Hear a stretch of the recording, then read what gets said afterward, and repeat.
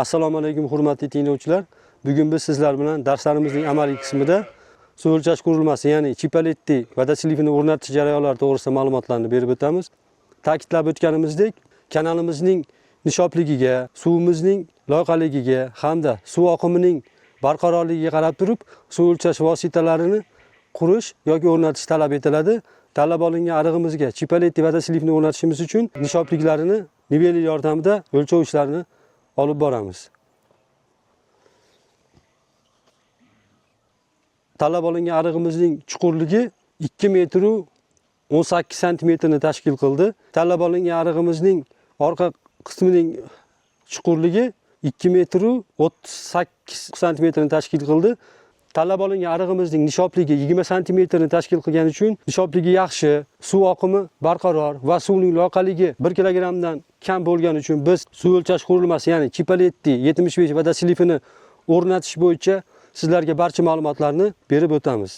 Suv o'lchash qurilmasini qurishimiz yoki o'rnatishimiz uchun talab olingan arig'imizning nishobligi yaxshi 20 santimetrni tashkil qilgani uchun hamda suvimizning oqimi barqaror va suvning loyqaligi 1 kilogramdan kam bo'lgani uchun biz talab olingan arig'imizga Chipaletti 75 vodoslivini o'rnatish bo'yicha joyni tanlab olishimiz kerak bo'ladi. Talab olingan arig'imizning kengligi 80 santimetrni tashkil qildi.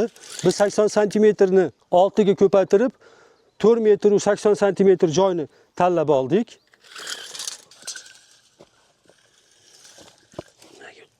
Qoziqqa bo'ldirish. Chipaletti 75 vodoslivini o'rnatishimiz uchun uzunlikni ham belgilab oldik. 480 santimetrni biz 0,5 yoki 0,7 ga ko'paytirgan holatda Chipaletti vodoslivini o'rnatishimiz uchun joyni belgilab olamiz. 0,5 ni 4 metr 80 santimetr ko'paytirganimizda 2 metr 4 santimetrni tashkil qildi va buni ham Chipaletti vodoslivini o'rnatishimiz uchun joyni belgilab olamiz. Hozir. Mashikka ekan, o'zi mash. Belgilangan uzunlikni ham tanlab oldik. Albatta, tanlab olingan arig'imizda Chipaletti vodoslivini o'rnatishimiz uchun arig'imiz begona o'tlardan tozalangan, tubi loyqaliklardan olingan 480 santimetr joyni to'g'ri chiziqli qismini tanlab oldik. Kengligi 80 santimetrni tashkil qilgani uchun o'q chizig'ini tanlab olishimiz kerak bo'ladi. O'q chizig'imiz tanlab olingan arig'imizning o'rtasiga joylashgan bo'ladi. Bu yoniga. Tushirib. O'q chizig'ini belgilab oldik, ya'ni o'rtasini, ya'ni 40 santimetrni belgilab qo'qoring, qo'qoring, bunaqqa. Qo'qoring. Bo'ladi. Arig'imizning o'q chizig'ini ham belgilab oldik. Birinchi navbatda tubiga tosh terish ishlarini bajaramiz. Yaxshilab shibbalab qotirib, Chipaletti vodoslivimizni urilmani yordamida o'rnatish tavsiya etiladi.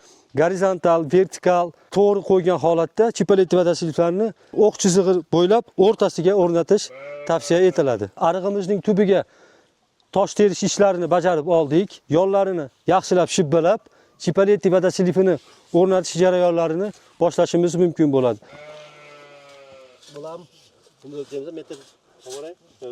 Chipaletti vodoslivini o'rnatish jarayonlarini boshladik. Chipaletti vodoslivini o'rnatishimiz uchun albatta uryundan foydalanamiz. Bunda vertikalni, gorizontalni albatta tekshirib olishimiz kerak bo'ladi. Tikka 90 gradusda o'rnatilishi kerak. Bu arig'imizga nisbatan perpendikulyar tushishi kerak. Uryun yordamida o'lchov ishlarini qo'yib olamiz. Tamam. Suv o'lchash vositasi Chipaletti o'rnatish jarayonlarida albatta vertikalni, gorizontalni tik holatda o'rnatishlarni olib bordik.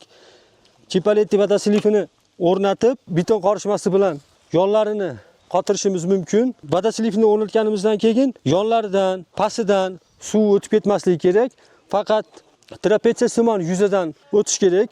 Suvimiz o'shanda to'g'ri o'rnatilgan hisoblanadi. Chipaletti vodoslivimizni vertikalni, gorizontalni to'g'ri qo'yib oldik. Endi yonlarini qotirishimiz uchun beton qorishmani mahkamlashimiz mumkin bo'ladi. Ko'taramiz. O'rnatdik va qotirish ishlarini bajarishimiz mumkin. Skirash.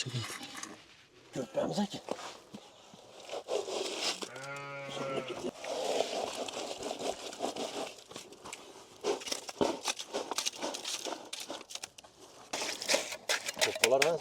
Mayka ham qo'yaylik.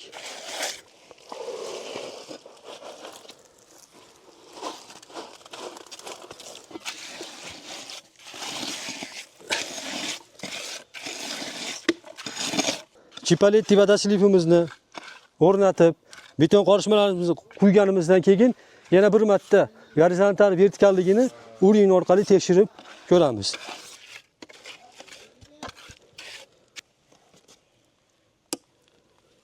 Arig'imizga chipaletti vodoslivimiz vertikalni, gorizontalni to'g'ri o'rnadi.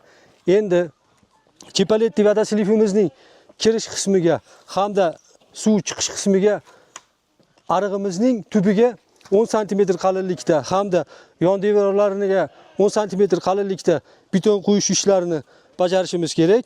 Beton quyish jarayonlarini boshladik.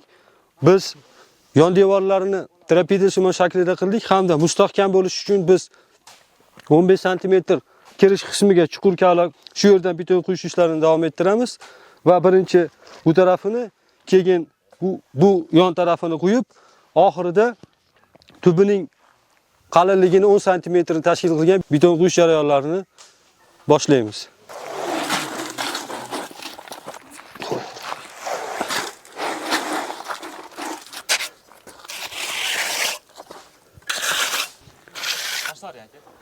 Chipaletti vodoslivni o'rnatgan arig'imizga yon devorlarni trapeziysimon 10 sm qalinlikda beton qoplamalarni quyib, tekislashlarni bajardik. Endi esa ya'ni arig'imizning tubini quyish ishlarini bajaramiz.